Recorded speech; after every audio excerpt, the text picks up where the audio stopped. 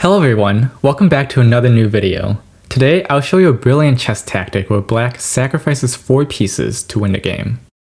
In the following position, black is up 2 pawns but his king is under attack with the white queen threatening to checkmate on h7.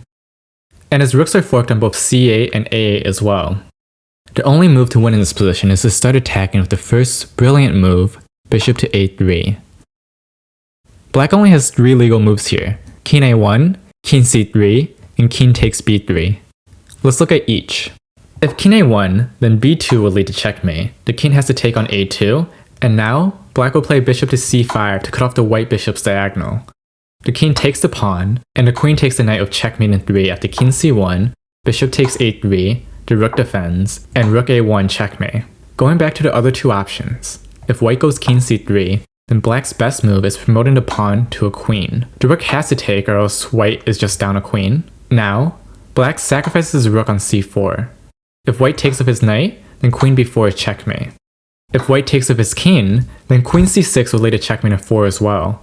White is forced to take on b3 with his king, but queen b5 check seals the game. If white moves his king to c3, then queen b4 is checkmate. If he goes to a2, then bishop c1 leads to checkmate, since after the knight takes the rook, queen a4 is mate.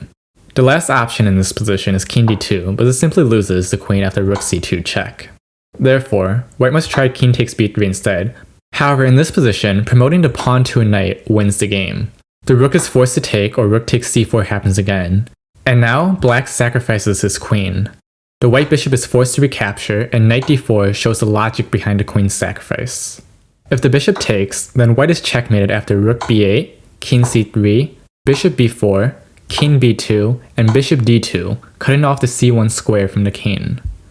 Therefore, in this position, the king is forced to go to c3. However, this is where black sacrifices another piece with rook takes c4. If white takes the rook, then rook c8 will lead to checkmate since the 2 bishops and knight cover all of the king's escape squares, so bishop c5 and then rook takes c5 is checkmate.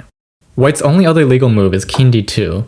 Now after knight takes f3, black wins the queen, and after sacrificing all of their pieces, black still somehow ends up on top with an extra bishop and a few pawns.